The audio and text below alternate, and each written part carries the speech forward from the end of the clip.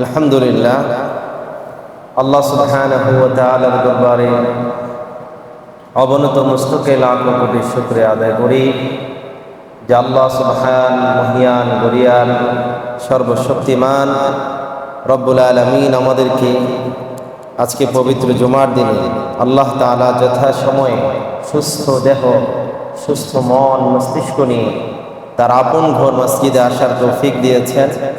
সেই মহান মনিবের দরবারে অবনত মস্তকে শুকরিয়া আদায় করি, সকলে প্রাণ খুলে মোহাব্বতের সাথে বলি আলহামদুলিল্লাহ। অসংখ্য অগণিত দরুদ সালাম সাইয়্যিদুল মুরসালিন খাতামুন নবিয়্যিন নবিয়্যুল আম্বিয়া নবী মুহাম্মদ মুস্তাফা সাল্লাল্লাহু আলাইহি ওয়াসাল্লামের প্রতি। সম্মানিত হাজিরিন, আজকে আমরা আলোচনা করব যে বিষয় নিয়ে, আমাদের আলোচনার বিষয় হলো সালাতুল হাজাত, প্রয়োজন পূরণে নামাজ ও দোয়া। ইসলামের শিক্ষকরা স্বীকৃত আকীদা, মুসলমানদের স্বীকৃত আকীদা বিশ্বাস হলো পৃথিবীর মধ্যে যা কিছু ঘটে সকল কিছু ঘটার পেছনে একমাত্র হাত রয়েছে কার? আল্লাহ সুবহানাহু ওয়া তাআলা। ভালো মন্দ, বিপদ আপদ, বালা মুসিবত, কল্যাণ অকল্যাণ সব কিছু ঘটে কার পক্ষ থেকে? আল্লাহ তাআলার পক্ষ থেকে। আর মানুষের জীবনে, মুমিন জীবনে, মুমিন বান্দা এজন্য সব বিষয়ে সবার আগে ধর্ণা দেয় কার কাছে? তার রব আল্লাহ সুবহানাহু ওয়া তাআলার কাছে। মানুষের জীবনের প্রয়োজনের কোনো শেষ নেই। মানুষের জীবনের প্রয়োজন দুই প্রকার। এক প্রকারের প্রয়োজন যেগুলো একমাত্র আল্লাহ সুবহানাহু ওয়া তাআলার কাছে ধারস্থ হওয়ার ছাড়া আর কোনো উপায় নাই। যেমন সন্তান দিতে পারেন কে? একমাত্র আল্লাহ তাআলা।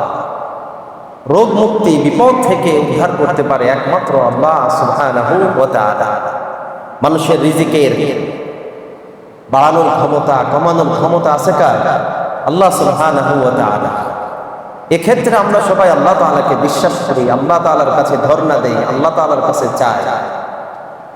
আবার কিছু প্রয়োজন আছে যেগুলো আল্লাহ তাআলা তিনি নিজেই দেন, নিজেই করেন, কিন্তু কোনো মাধ্যম দিয়ে আমাদের কাছে পৌঁছান। যেমন কারো চাকরির প্রয়োজন, তারপরে আমাদের বিভিন্ন জিনিসের আছে, মামলা মোকদ্দমায় আমাদের অ্যাডভোকেটের কাছে যেতে হয়, তারপরে রোগের ক্ষেত্রে চিকিৎসকের কাছে আমাদেরকে যেতে হয়। কিছু প্রয়োজন আছে যেগুলো কারো মাধ্যম দিয়ে আমাদেরকে সেই সাহায্য, সেই সহযোগিতা আমাদেরকে নিতে হয়। এই ধরনের প্রয়োজনের ক্ষেত্রে মুসলমান সর্বপ্রথম উপকরণের উপরে বিশ্বাস করার আগে ধর্ণা দিবে কার কাছে? আল্লাহ সুবহানাহু ওয়া তাআলার কাছে। আমরা এক্ষেত্রে দেখা যায় অনেক সময় ওসিলাকে, উপকরণকে যতটা প্রাধান্য দেই, আল্লাহ তাআলার কাছে দোয়া করা, সাহায্য চাওয়া, এক্ষেত্রে অনেক সময় আমরা কি করি? ভুলে যাই। এক্ষেত্রে অনেক সময় আমরা ভুলে যাই।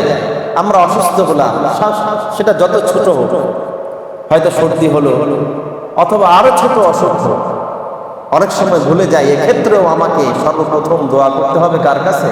আল্লাহ তাআলার কাছে।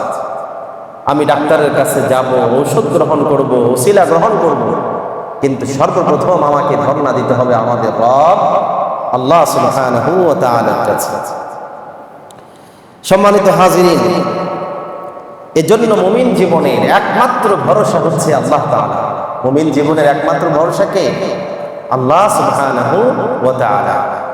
এজন্য আল্লাহ তাআলা কোরআনুল কারীমে আমাদেরকে আল্লাহ তাআলার কাছেই চাওয়ার জন্য আমাদেরকে নির্দেশ দান করেছেন। কার কাছে? একমাত্র আল্লাহর কাছে চাওয়ার জন্য আল্লাহ তাআলা কি করেছেন? আমাদেরকে নির্দেশ দিয়েছেন।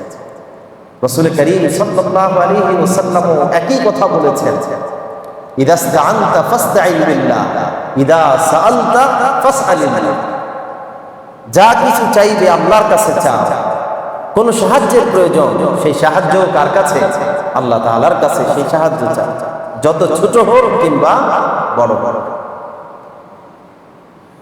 এজন্য মানুষের সকল বিপদ আপদ বালা মুসিবত দুঃখ বেদনা সর্বপ্রথম অভিযোগটা করতে হবে কার কাছে?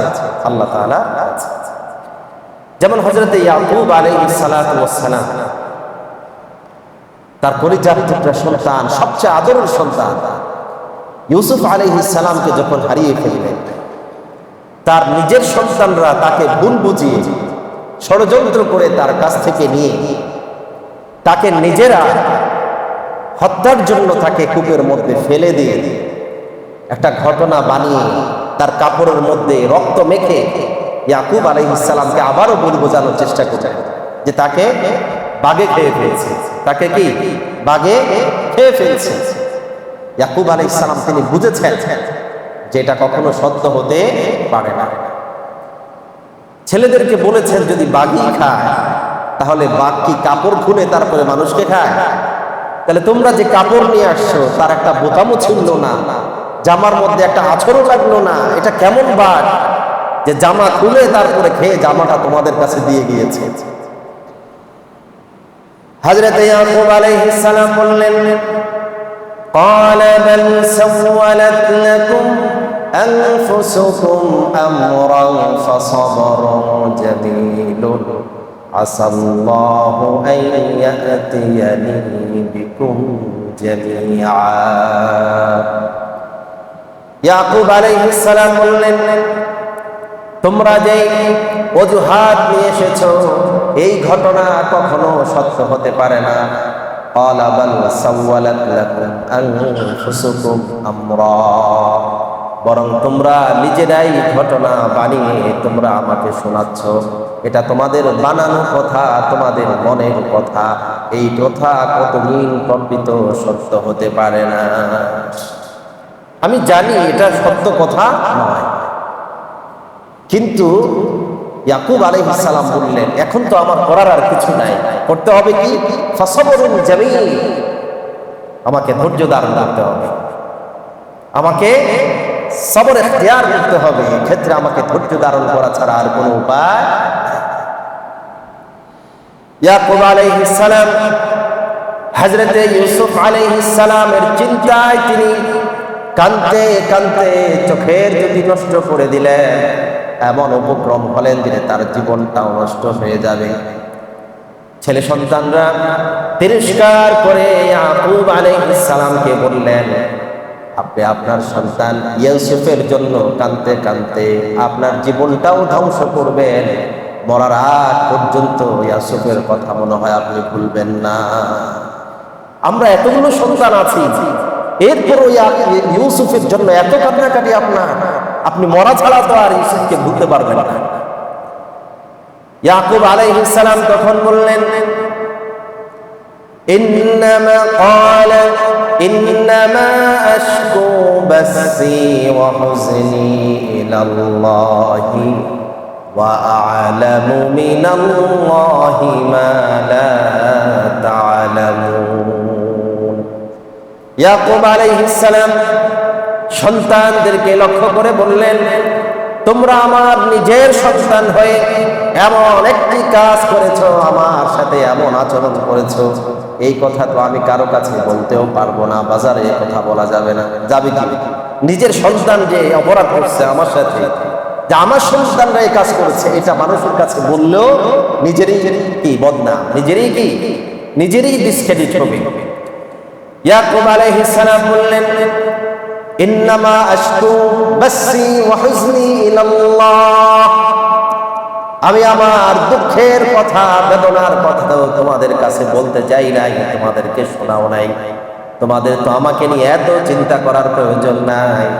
আমি তো আমার দুঃখ বেদনা আমার মনের সমস্ত অভিযোগগুলো একমাত্র আমি আমার আল্লাহর কাছে পেশ করলাম। আশকু বাসসি ওয়া হুজনি ইলাল্লাহ, আমি আমার মনের দুঃখ বেদনা চিন্তা সব কিছু আমি আমার রবের কাছে পেশ করেছি, তোমাদের কাছে আমি কিছুই বলতে চাইও না, বলতে যাইও না। তাহলে ইয়াকুব আলাইহিস সালাম তিনি যেমন তার রবকে চিনেছেন, তিনি বলেছেন, ইন্নী আ'লামু মিনাল্লাহি মা লা তা'লামুন, আমি আমার রব সম্পর্কে যা জানি রব সম্পর্কে আমার যে ধারণা তোমাদের সেই ধারণা নাই। আমার বিপদ যত বড় হোক, আমার দুঃখ কষ্ট যত বড় হোক, আমার মনের দুঃখ যাতনা সবকিছু দূর করতে পারেন কে? আল্লাহ তাআলা। এজন্য মুমিন বান্দা সর্বপ্রথম ধর্ণা দিবে বিপদে মুসিবতে, বালা মুসিবতে, যে কোনো প্রয়োজনে আল্লাহর কাছে চাইবে। এই চাওয়ার মাধ্যম হচ্ছে দুইটা। চাওয়ার মাধ্যম কয়টা? দুইটা।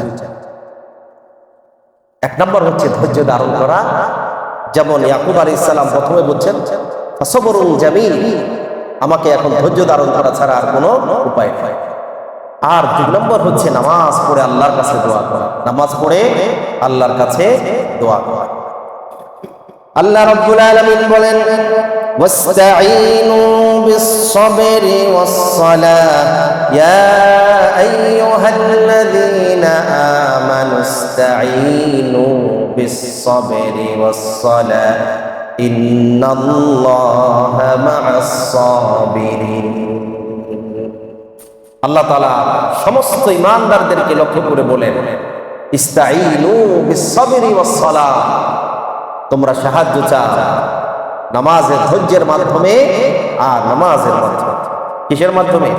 ধৈর্য এবং নামাজ। ধৈর্য এবং নামাজ এই দুইটার মাধ্যমে তোমরা সাহায্য চাও। কেন? ইন্নাল্লাহা মা'আস-সাবিরিন, বিপদে পড়লেই হতাশ হয়ে যাবা, ধৈর্য ধারণ করলে আল্লাহ তোমার সাথে আছে। ধৈর্য ধারণ করলে কি আল্লাহ তোমার সাথে আছে। এই যে এখন আমাদের মুসিবত চলছে না, অতি গরম উষ্ণতার কারণে সারা দেশে একটা হাহাকার, রাতে ঘুমানো যায় না, মানুষের মধ্যে একটা হাহাকার চলছে যে এই গরমের মধ্যে সামান্য বৃষ্টি হলেও তাতেও কি পরিবেশ শীতল হয় না। মানুষ এই সময় আমাদেরকে ধৈর্য ধারণ করতে হবে, আর নামাজের মাধ্যমে কি করতে হবে? আল্লাহর কাছে সাহায্য চাইতে হবে। এই যে গরম, অতি গরম, সবকিছুর মধ্যে শিক্ষা আছে না নাই? কথা বলে এই যে প্রচন্ড গরম, এই প্রচন্ড গরম আমাদেরকে স্মরণ করিয়ে দেয় জাহান্নামের সেই গরমের কথা, ঠিক কিনা বলে? তিনটা গরম, তিনটা উষ্ণতা আমাদেরকে জাহান্নামের কথা স্মরণ করিয়ে দেয়, জাহান্নামের আগুন থেকে আমাদেরকে সতর্ক করে। এক নম্বর, আমাদের জীবনে এই যে গ্রীষ্মকাল, বর্তমানে গরমকাল, গ্রীষ্মকালীন গরম রাসূল করিম সাল্লাল্লাহু আলাইহি ওয়াসাল্লামের ভাষায় আমাদেরকে জাহান্নামের কথা স্মরণ করিয়ে দেয়। তারপরে আমাদের মাঝে মাঝে গায়ে জ্বর ওঠে। এই আমাদের গায়ে যে জ্বর ওঠে, তাপমাত্রা বেড়ে যায়, এই তাপমাত্রা যে বেড়ে যায় তখনও এটা আমাদেরকে জাহান্নামের কথা, জাহান্নামের আগুনের কথা স্মরণ করিয়ে দেয়। আরেকটা হলো আমাদের যে আগুন আছে, আগুনের গরম, যে আগুন আমরা ব্যবহার করি, এই আগুন আমাদেরকে জাহান্নামের আগুনের কথা কি করে দেয়? স্মরণ করিয়ে দেয়। এই তিনটা গরম, তিনটা উষ্ণতা আমাদের প্রতি মুহূর্তে জাহান্নামের কথা স্মরণ করিয়ে দেয়। রাসূল করিম সাল্লাল্লাহু আলাইহি ওয়াসাল্লাম একদিন সফরে ছিলেন, সাহাবায়ে কেরাম, মুয়াজ্জিন যোহরের নামাজের আযান দিবে, রাসূল করিম সাল্লাল্লাহু আলাইহি ওয়াসাল্লাম বলছেন যে এখন আযান দিও না, আরেকটু ঠান্ডা হোক তারপরে আযান দিও। তিনি আবার আযান দিতে, কিছুক্ষণ পরে আবার আযান দিতে লাগলেন। রাসূল করিম সাল্লাল্লাহু আলাইহি ওয়াসাল্লাম বললেন আরেকটু ঠান্ডা হোক তারপরে কি করবে? আযান দিবে। আবার কিছুক্ষণ পরে আবার যখন আযান দিতে যাবে, রাসূল বললেন আরেকটু ঠান্ডা হোক। এমনকি যখন পাহাড়ের ছায়া, গাছের ছায়া যখন ঝুঁকে আসলো, তখন রাসূল সাল্লাল্লাহু আলাইহি ওয়াসাল্লাম আযান দিতে বললেন, এরপরে নামাজ পড়বেন। এর জন্য গরমকালে একটু দেরি করে, আবহাওয়া একটু ঠান্ডা হলে যোহরের নামাজ আদায় করা কি উত্তম, মুস্তাহাব। রাসূল করিম সাল্লাল্লাহু আলাইহি ওয়াসাল্লাম তখন সাহাবায়ে কেরামকে বললেন ইন্না শিদ্দাতাল হাররি মিন ফাইহিল জাহান্নাম, এই যে গরমের যে উষ্ণতা, শিদ্দাতাল হার, কঠিন গরম বর্তমানে যেটা চলছে, আল্লাহ রাসূল বলেন এই কঠিন গরম, চরম গরম যেটা, উষ্ণতা যেটা, এটা মিন ফাইহি জাহান্নাম, জাহান্নামের আগুনের অংশ। জাহান্নামের কি? আগুনের অংশ। অন্য হাদিসে রাসূল করিম সাল্লাল্লাহু আলাইহি ওয়াসাল্লাম বলেন ইশতাকাতিন নারু ইলা রাব্বিহা ফাকালাত রাব্বি আকালা বা'দি বা'দা ফাআযিনা লাহা বিনাফাসাইন নাফাসিন ফিশ শিতাই ওয়া নাফাসিন ফিস সাইফ। রাসূল করিম সাল্লাল্লাহু আলাইহি ওয়াসাল্লাম বলেন, জাহান্নাম আল্লাহর কাছে অভিযোগ করছে। জাহান্নাম কার কাছে অভিযোগ করে? আল্লাহ তাআলার কাছে অভিযোগ করে বলেন, রব্বি আকালা বা'দি বা'দা, আয় আল্লাহ তাআলা, আমার ভেতরে গরম এতটা বেড়ে গিয়েছে। গত জুমায় আমি বলেছিলাম যে আলাইহিন নারুম মুসাদা, মানুষকে আল্লাহ তাআলা জাহান্নামের মধ্যে এমন ভাবে চাপা দিয়ে রাখবেন, জাহান্নামের আগুন বাহির থেকেও ঢুকতে পারবে না, ভিতর থেকেও কোনো বাষ্প বের হতে পারবে না, প্রেসার কুকারের মতো এমন ভাবে উষ্ণতা বেড়ে যাবে। জাহান্নাম আল্লাহ তাআলার কাছে অভিযোগ করছে, আল্লাহ এই উষ্ণতার এমন অবস্থা, আকালা বা'দি বা'দা, যেন আমার এক অংশ আর এক অংশকে খেয়ে ফেলার একটা ভয়াবহতা বোঝানোর জন্য এই অভিযোগ আল্লাহ তাআলার কাছে। তখন আল্লাহ রাব্বুল আলামিন ফাআযিনা লাহা বিনাফাসাইন নাফাসিন ফিশ শিতা ওয়া নাফাসিন ফিস সাইফ। আল্লাহ তাআলা তখন এই অভিযোগের পরিপ্রেক্ষিতে জাহান্নামকে দুটি শ্বাস নেওয়ার অনুমতি দিলেন আল্লাহ তাআলা। একটা শীতের সময় আর একটা হচ্ছে গরমের সময়। জাহান্নাম দুইবার কি নেয়? শ্বাস ফেলে দুইবার। রাসূল করিম সাল্লাল্লাহু আলাইহি ওয়াসাল্লাম বলেন, ফাহুয়া আশাদ্দু মা তাজিদুনা মিনাল হার ওয়া আশাদ্দু মা তাজিদুনা মিনাল জামহারির। আল্লাহ রাসূল বলেন, অতএব গ্রীষ্মকালে যখন তোমরা বেশি উষ্ণতা অনুভব করো তখন জাহান্নাম একবার তার নিঃশ্বাস ছাড়ে, আর শীতকালে যখন প্রচন্ড শীত অনুভব করো তখন জাহান্নাম তার আরেকটি নিঃশ্বাস ছেড়ে দেয়। তাহলে প্রচন্ড শীত এটা আমাদেরকে জাহান্নামের শীতলতার কথা স্মরণ করিয়ে দেয়, কত ভয়াবহ হতে পারে।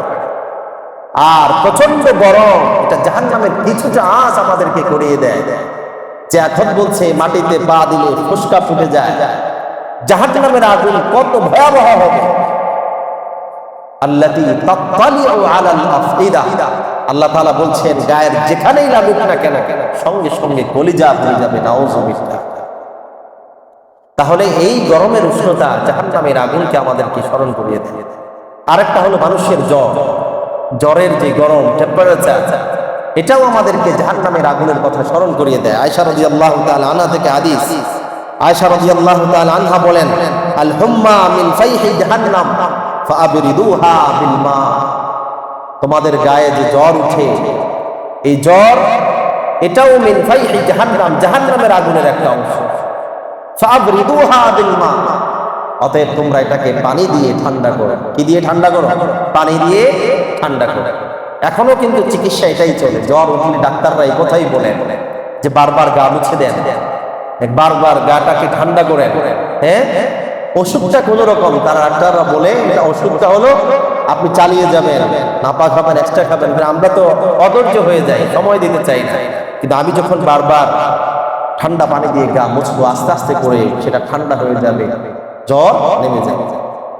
আয়েশা রাদিয়াল্লাহু তাআলা আনহা বলছেন এটা জাহান্নামের আগুনের অংশ। ফাবিরুহা বিল মা, পানি দিয়ে এটাকে ঠান্ডা করে। আর আরেকটা হলো এই যে আমাদের যে আগুন আমরা ব্যবহার করি, যে আগুন আছে আমাদের কাছে দুনিয়ার আগুন, এটাও জাহান্নামের আগুনেরই একটা অংশ। রাসূল করিম সাল্লাল্লাহু আলাইহি ওয়াসাল্লাম বলেন, নারুকুম জুজউম মিন 70 জুজআম মিন নারি জাহান্নাম।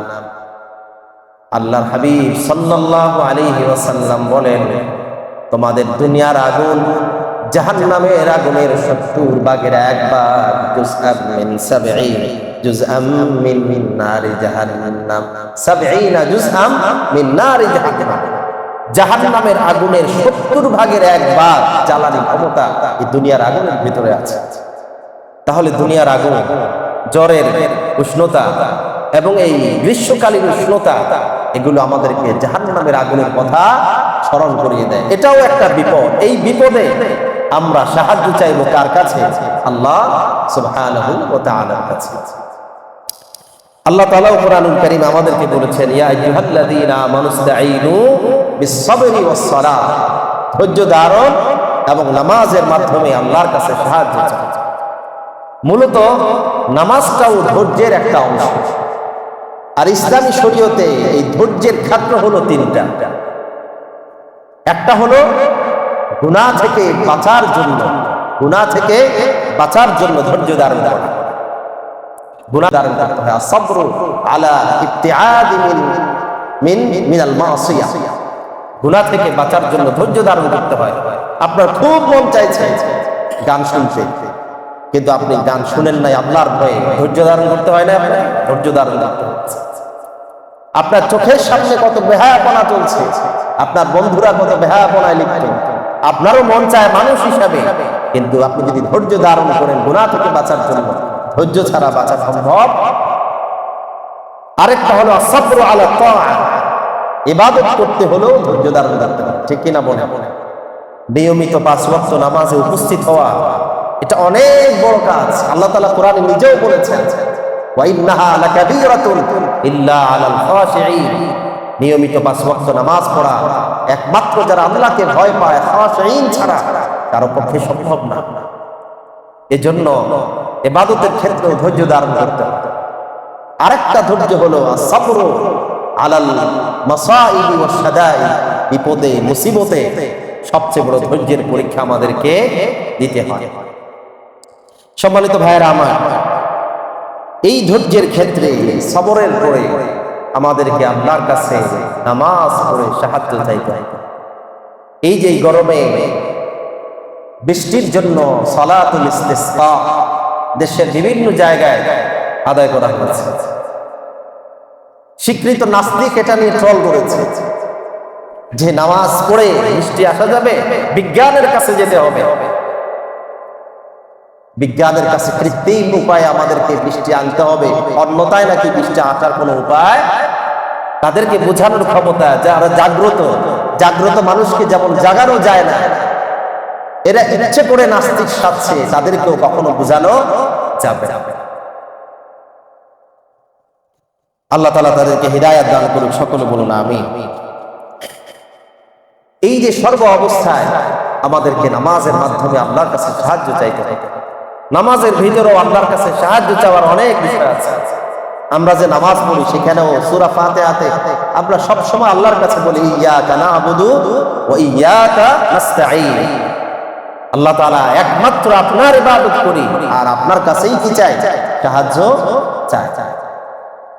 আবার রাসূল করিম সাল্লাল্লাহু আলাইহি ওয়াসাল্লাম বলেছেন, বান্দা যখন সিজদায় যায় তখন তার রবের সবচেয়ে কাছাকাছি পৌঁছায়। এবং রাসূল করিম সাল্লাল্লাহু আলাইহি ওয়াসাল্লাম সিজদায় গিয়ে বেশি বেশি দোয়া করার জন্য উম্মতকে উৎসাহিত করেছেন। রাসূল করিম সাল্লাল্লাহু আলাইহি ওয়াসাল্লাম তিনি সিজদায় গিয়েও তিনি আল্লাহ রাব্বুল আলামিনের কাছে তিনি দোয়া করতেন। আল্লাহ তাআলার কাছে কি করতেন? দোয়া করতেন। কি দোয়া করতেন? আল্লাহর হাবিব সিজদায় গিয়ে বেশি বেশি দোয়া করতেন, আল্লাহুম্মা গফিরলি যামবি কুল্লাহ দিক্কাহু ওয়া জিল্লাহু ওয়া আউওয়ালাহু ওয়া আখিরাহু ওয়া আলানিয়াতাহু ওয়া সিররাহু। সিজদায় গিয়ে আল্লাহ রাসূল বেশি বেশি দোয়া করতেন, আল্লাহ আমার জীবনে দিক্কাহু ওয়া জিল্লাহু, ছোট বড়, ওয়া আউওয়ালাহু ওয়া আখিরাহু, আমার প্রথম এবং শেষ গুনাহ, ওয়া সিররাহু ওয়া আলানিয়াতাহু, আমার গোপন এবং প্রকাশ্য সমস্ত গুনাহ আপনি মাফ করে দেন। আমরা নামাজের পরে হাত তুলে সাধারণত আল্লাহর কাছে দোয়া করি, আল্লাহ আমার জীবনের ছোট বড়, প্রকাশ্য অপ্রকাশ্য, শুরু শেষ সমস্ত গুনাহ কি করে দেন? মাফ করে দেন। এই দোয়া আল্লাহর নবী নামাজের মধ্যে করতেন। এইভাবে নামাজ এটাও একটা দোয়া, প্রার্থনা। নামাজের ভিতরেও আবার স্পেশাল ভাবে দোয়ার কি আছে? ব্যবস্থা আছে।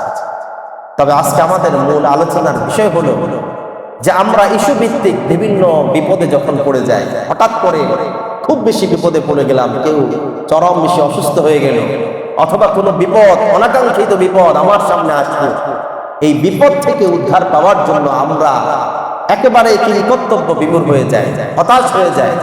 অনেক সময় কি করব আমরা বুঝে উঠতে পারি না। সেই সময় আমাদেরকে যেটা করতে হবে সেটা হচ্ছে 2 রাকাত নামাজ পড়ে সালাতুল হাজত পড়ে দোয়া চাইতে হবে কার কাছে? আল্লাহ সুবহানাহু ওয়া তাআলার কাছে। হাদিসের মধ্যে এসেছে যে রাসূল করিম সাল্লাল্লাহু আলাইহি ওয়াসাল্লাম ইদা হাযাবাহু আমরুন সাল্লা, যখনই কোনো পেরেশানির বিষয় আসতো আল্লাহ রাসূলের সামনে তিনি 2 রাকাত নামাজ পড়তেন। কি পড়তেন? 2 রাকাত নামাজ পড়তেন। ফিকহের পরিভাষায় এটাকে সালাতুল হাজত বলে, প্রয়োজন পূরণের নামাজ, প্রয়োজন পূরণের নামাজ। বদরের যুদ্ধে রাসূল করিম সাল্লাল্লাহু আলাইহি ওয়াসাল্লাম সাহাবাই কেরামকে নিয়ে যখন বদরের যুদ্ধে উপস্থিত হলেন, হযরত আলী রাদিয়াল্লাহু তাআলা আনহু বলেন যে রাতের বেলা সমস্ত সাহাবারা ঘুমিয়ে গেল, একমাত্র রাসূল করিম সাল্লাল্লাহু আলাইহি ওয়াসাল্লাম ছাড়া। তিনি দাঁড়িয়ে দাঁড়িয়ে কি করলেন? ফাইন্নাহু কানা ইউসাল্লি ইলা শাজারাতিন ওয়া ইয়াদউ হাত্তা আসবাহ।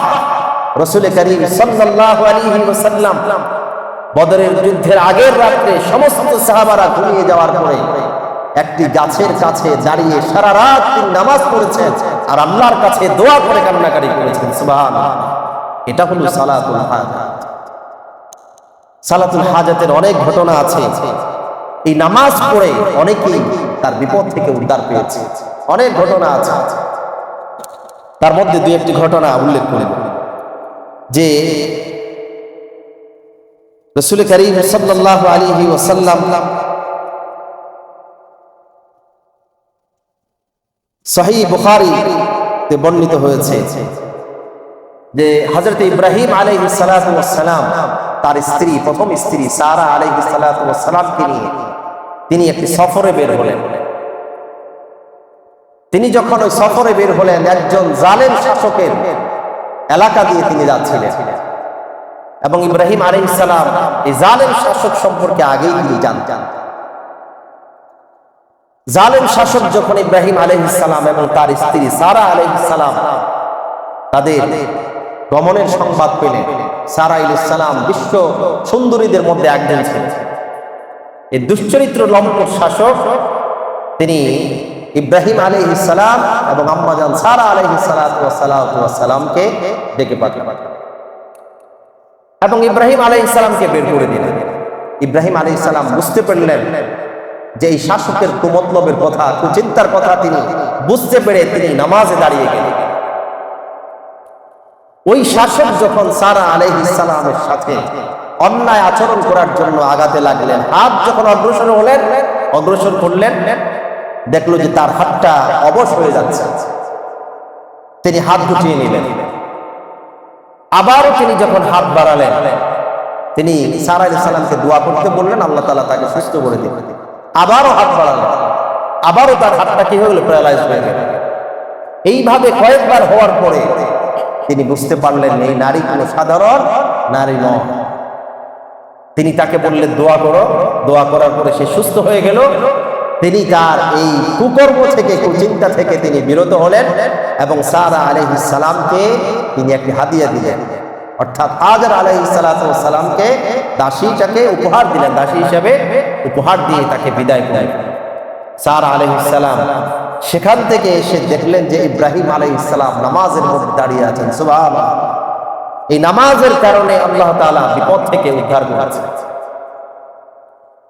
ইবনে কাসির রাহিমাহুল্লাহু তাআলা তিনি ইবনে আসাকির রাহিমাহুল্লাহু তাআলার সূত্রে বর্ণনা করেন, দামেস্কে এক ব্যক্তি, তার একটি গাধা ছিল। এই গাধা নিয়ে তিনি চলাফেরা করতেন, তার কাজ সারতেন। একদিন তিনি কোনো কাজে তিনি বের হলেন মালামাল নিয়ে। প্রতিমধ্যে এক ব্যক্তি বলল যে আমাকে একটু তোমার গাধায় করে আমাকে একটু অমুক জায়গায় পৌঁছে দাও। তিনি তার প্রতি দয়া পরবশ হয়ে তাকে বললেন পিছনে উঠতে। কিছু দূর অগ্রসর হওয়ার পরে বললেন যে তুমি এই রাস্তা দিয়ে যাও। গাধার মালিক বলল আমি তো এই রাস্তা চিনি না। সে বলল এই রাস্তা আমি চিনি, তুমি নিয়ে যাও। যাওয়ার পরে দেখলো যে ওই রাস্তা দিয়ে যেখানে পৌঁছেছে সেখানে একটি বিরান ভূমি, কোনো মানুষ জনমানবহীন একটি জায়গায় যখন পৌঁছেছে তখন ওই ছদ্মবেশী ওই মুসাফির তাকে হত্যা করার জন্য উদ্যত হলো এবং তার ঘোড়া এবং তার গাধা এবং তার মালামালগুলো ছিনিয়ে নিল এবং তাকে হত্যা করার জন্য উদ্যত হলো। তখন তিনি উপায় না দেখে বললেন, তুমি আমার গাধাও নিয়ে যাও, মালামাল সব নিয়ে যাও, আমাকে তুমি ছেড়ে যাও। সে বলল, না, আমি এগুলোও নিব, তোমাকেও কি করবো, হত্যা করব। উপায় না দেখে গাধার মালিক বলল, ঠিক আছে, তুমি যা চাও তাই করবে, তবে তার আগে আমাকে 2 রাকাত নামাজ পড়তে দাও।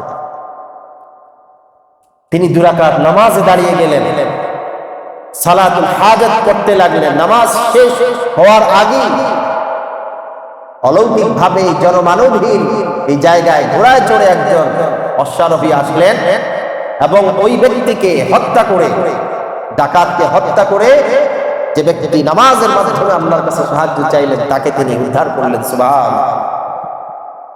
এইভাবে অনেক ঘটনা আছে। আমরা জুরাই, বনি ইসরাইলের সে আবেদ জুরাইজের ঘটনা জানি।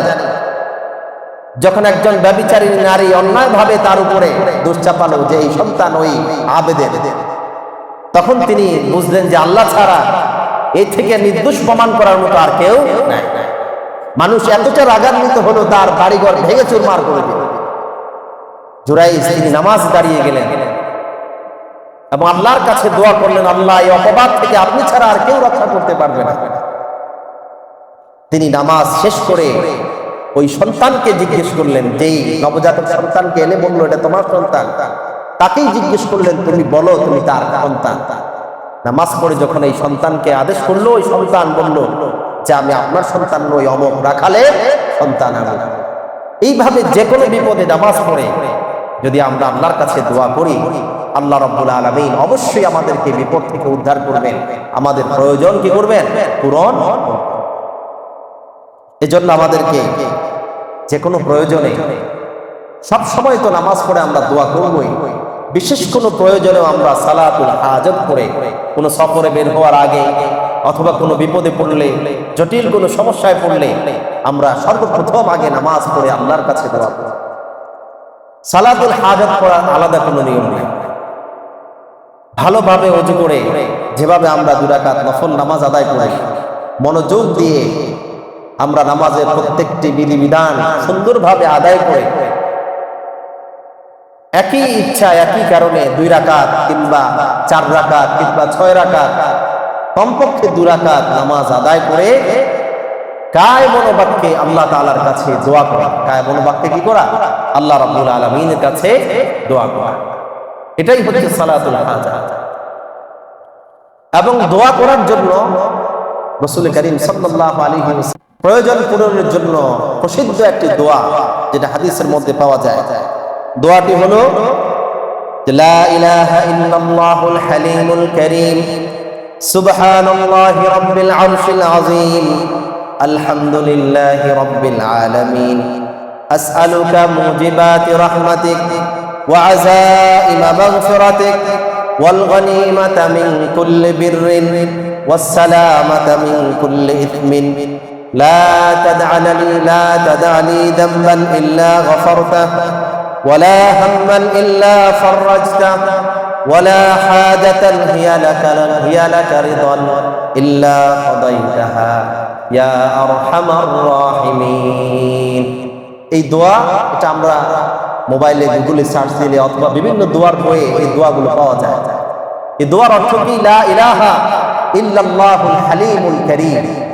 হে আল্লাহ, আপনি ছাড়া আর কোনো ইলাহ নেই, আপনি হচ্ছেন পরম ধৈর্যশীল এবং পরম মমতাময়। আপনার হালিমুল কারীম।